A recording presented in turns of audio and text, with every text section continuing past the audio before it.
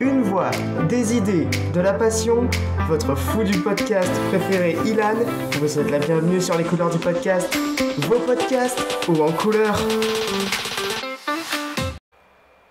Salut à tous les fous du podcast, on est le 16 avril 2025, il est 17h et vous êtes bien à l'écoute des couleurs du podcast pour une nouvelle vidéo. Et aujourd'hui je vous propose une vidéo un peu particulière puisque ça n'a pas été filmé par moi, on va dire. C'est tout simplement, je voulais vous proposer mon passage au concours d'éloquence de mon lycée. Oui. Alors, je vous explique un petit peu le principe. Donc, le concours d'éloquence, c'est... on avait un mois pour se préparer, puisqu'on a tiré le sujet le 10 mars et on l'a fait le 10 avril. On l'a présenté le 10 avril, pardon. Donc, on a choisi un sujet et... Enfin, on a pioché un sujet et il fallait y répondre à l'affirmative ou à la négative. Et comme vous l'avez vu dans le titre, moi j'ai eu le sujet « Peut-on réussir sans travailler ?» Et vous allez le voir, mais je vous le dis quand même, j'allais devoir y répondre à la négative. Donc, pour ceux qui n'auraient pas compris ma phrase, je devais dire « Non, on ne peut pas travailler ». On ne peut pas réussir sans travailler. Et sur ce, moi je vous laisse avec la vidéo. Commence quand tu veux. Mesdames et messieurs les jurys, cher public, bonjour. Je suis ici devant vous pour vous parler d'une chose dont nous aspirons tous, la réussite. Alors, en effet, quand on parle de réussite, on pense souvent à l'épanouissement personnel, à l'accomplissement de projets ambitieux ou à la reconnaissance sociale. Mais la question est là quand même. Peut-on réussir sans travailler?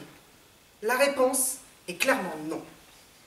La réussite est le fruit d'un engagement et d'une discipline que l'on ne peut atteindre par la chance ou par les facilités naturelles. Prenons un exemple, par exemple, d'un chanteur connu. Prenons par exemple l'exemple d'Amé. En effet, certains pensent que sa réussite lui est tombée dans les mains, mais son parcours démontre le contraire. En effet, il a dû apprendre les rouages de l'industrie musicale, perfectionner sa voix et participer à plusieurs concours pour se faire connaître. Il n'a pas attendu passivement que la réussite lui tombe entre les mains.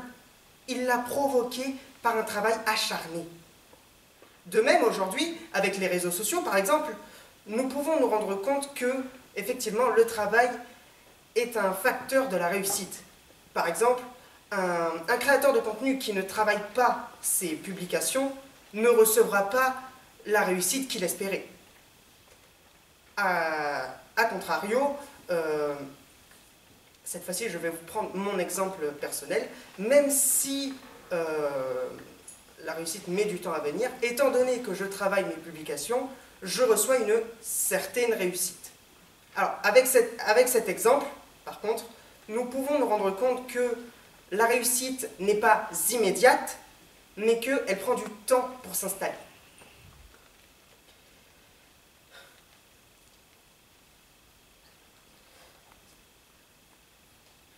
De même, dans le domaine scolaire, nous pouvons remarquer que la réussite ne se fait pas sans un minimum de travail. Certes, un élève peut avoir certaines facilités, mais sans un minimum de travail, il atteindra rapidement ses capacités. Prenons par exemple les élèves préparant le baccalauréat ou un concours d'entrée dans une grande école. Eh bien, ceux qui réussissent sont majoritairement ceux qui se donnent une rigueur, qui travaillent leurs cours assidûment, qui s'entraînent, et non pas ceux qui misent uniquement sur leur capacité mentale. Dans le domaine de l'entreprise, cette fois-ci, nous pouvons remarquer que les leaders, les grands leaders, ne se sont pas imposés sans un minimum de travail. Par exemple, le fondateur d'Apple, Steve Jobs, a dû consacrer beaucoup de temps et d'énergie pour arriver au niveau, pour arriver au niveau qu'on lui connaît aujourd'hui. Nous pouvons également, dans ce domaine dans le domaine de l'entreprise, remarquez que plus on travaille, plus on peut être élevé hiérarchiquement et socialement. Je le vois par exemple avec le cas de mon père qui, à force de travailler d'arrache-pied, a réussi à s'élever de plus en plus en niveau hiérarchique, donc de passer de préparateur de commandes à celui de chef d'équipe et enfin, aujourd'hui, à responsable adjoint d'entrepôt. Un facteur également très important dans le travail et qui peut du coup nous aider à la réussite, c'est l'authenticité. Effectivement, pour mieux travailler, il est préférable d'être soi-même et de ne pas jouer un rôle. L'exemple le plus notable est par exemple celui des animateurs radio. Effectivement, il est plus compliqué pour un animateur radio de faire semblant d'être quelqu'un qu'il n'est pas que d'être lui-même. Enfin, dans le domaine sportif, nous pouvons remarquer que tous les sportifs se donnent un minimum de travail pour réussir.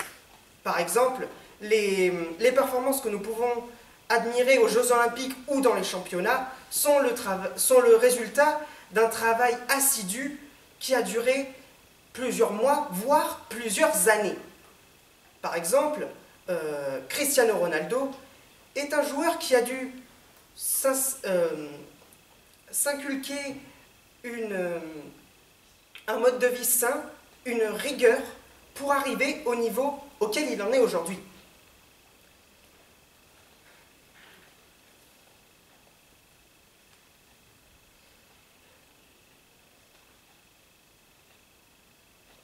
Finalement, avec tous ces exemples, donc, avec le domaine, que ce soit dans le domaine artistique, dans le domaine de l'entreprise, dans le domaine scolaire, sportif,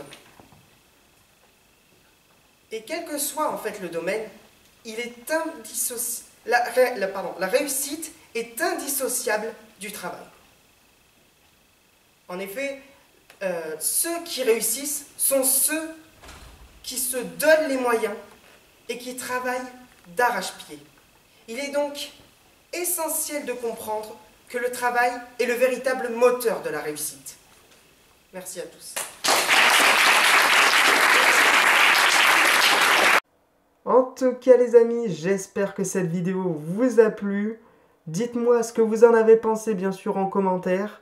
Si vous êtes d'accord avec moi d'ailleurs, ou non, hein, bien sûr parce que tout le monde a le droit d'avoir des avis différents. N'hésitez pas à lâcher un petit pouce bleu pour m'encourager, ça fait toujours plaisir.